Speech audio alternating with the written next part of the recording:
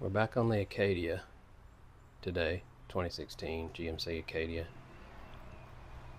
As you can see, we've got some pretty intense fogging here, especially up here. The other side, this is rough to the touch. Over here, it's rough. And the same over here, it's like right there. So I've used a 3M headlight restoration kit before. It worked okay. I'll go with the Rain X today. I'll give this a shot. I like the ones that come with the drill attachments because I'm about working smarter, not harder, and I have tools, so why not use that? Also got some Amazon LEDs. So we should get quite a upgrade in the headlight department here. So we're going to get on it. I'm not going to bore you with the entire process, but we'll hit the high points and you'll see what the deal is. So let's get on it.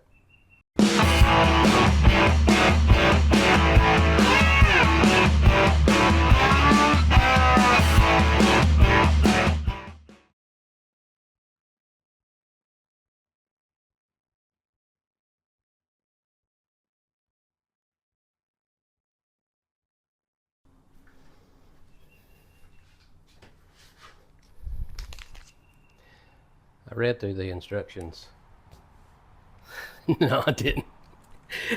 But it's pretty obvious here what's going on. I mean, I'll give it a once over, okay? I'll take a glance at it, but we've got some polish here, polishing compound, and we got what looks like 3, maybe 4 different grits of sanding disc sandpaper, and it's got the fuzzy back, so it'll attach to this whatever pad, and then a buffing pad here, and then there's a protectant sealant wipe.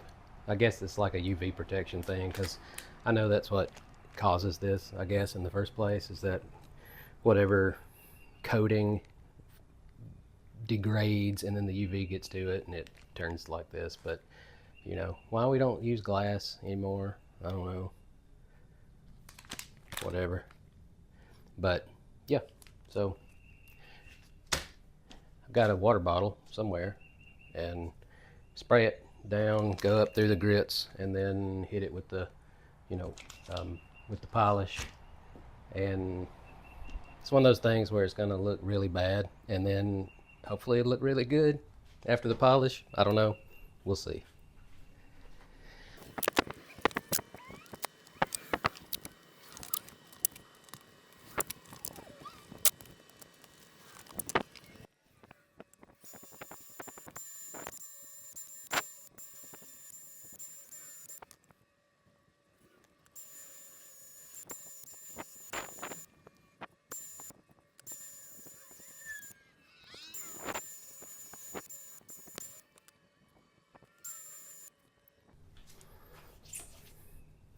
I think I'm gonna call it good here. It's hazy, but what it's kind of concerning me, there's a line here, and I think I might be getting a little too hot in there. So I'm gonna back off that and go ahead and move up through the grits, and we'll see. It's gonna be what it's gonna be, I guess. Better than it was.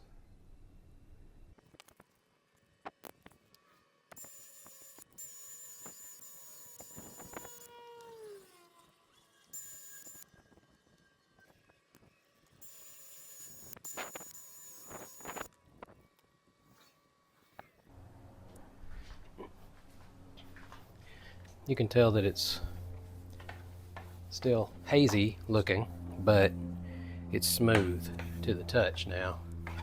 So hopefully this next step will take care of that. This is the polish. It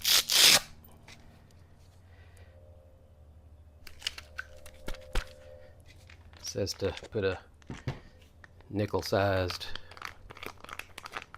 dollop in the middle of the pad and smear it around on the headlight before turning it on to minimize splatter. So let's see. Okay, that's probably good. So it basically says to keep doing this until the desired clarity is reached.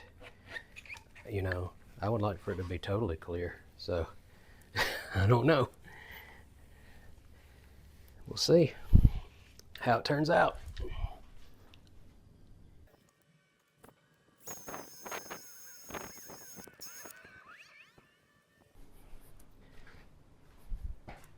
Good thing I smeared it around, right? Is this all over the place? That's okay. Should clean up pretty easily. So, initial impression. Now, I haven't done the sealer wipe yet, so I'm about to do that. But, I mean, is it better? Yes. Is it like new? Absolutely not. It's okay. It's not nearly as rough up here. It just looks better, but it doesn't look perfect. The driver's side's actually cleaner. It is better. I don't know if it was just less hazed, but the driver's side headlight looks better than this one, but I was kind of expecting better, but I don't know. We'll see when we put this stuff on. Apparently it's quite toxic. It came with gloves. So I'm gonna use them. Don't want my fingers melting off or something. I don't know.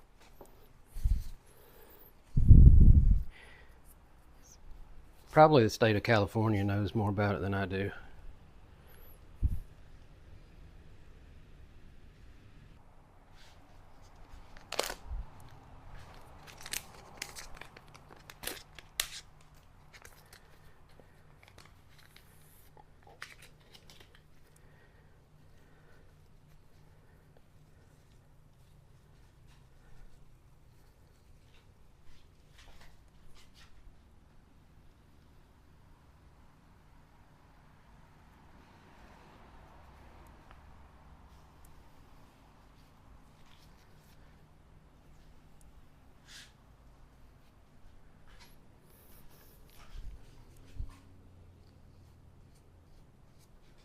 Said to not leave any dry spots.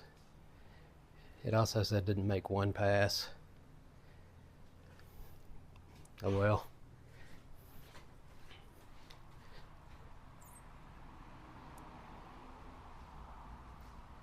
Apparently this stuff cures, has a cure time.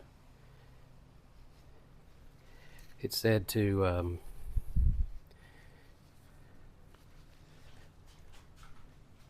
let it sit for an hour before touching it, and to let it sit 8 hours before exposing it to the elements. Okay, maybe this is where the magic juice is, because that's pretty good. I'm probably about to mess it up. It says if it develops streaks while you're putting it on, then they will dissipate as it dries, and it actually did seem to.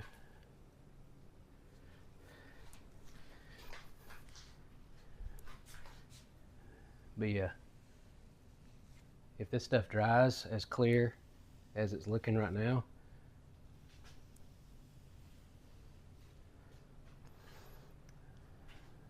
that should be pretty impressive actually. Maybe I was wrong.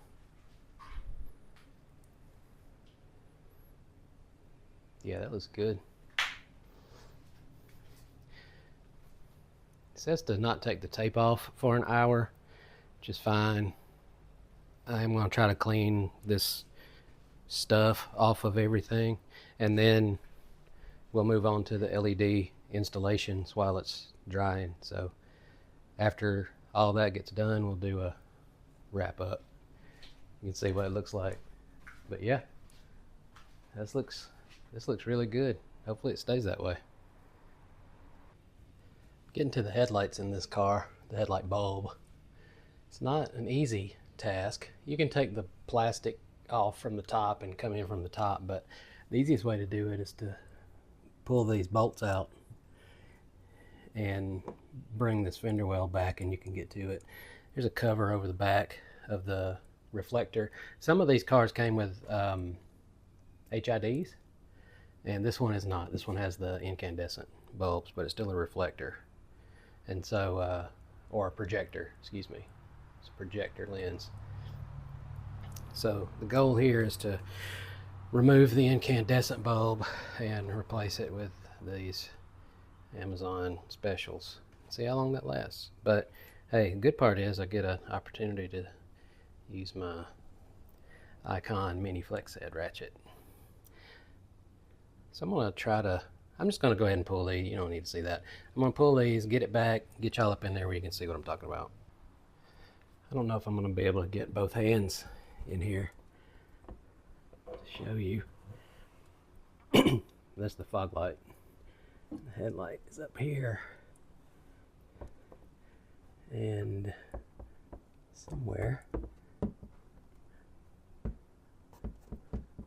yeah, that gray, I can't, there it is. You can see that. So that's the cover behind the headlight. You got to get that off, and then you'll be able to access the bulb and the harness back there.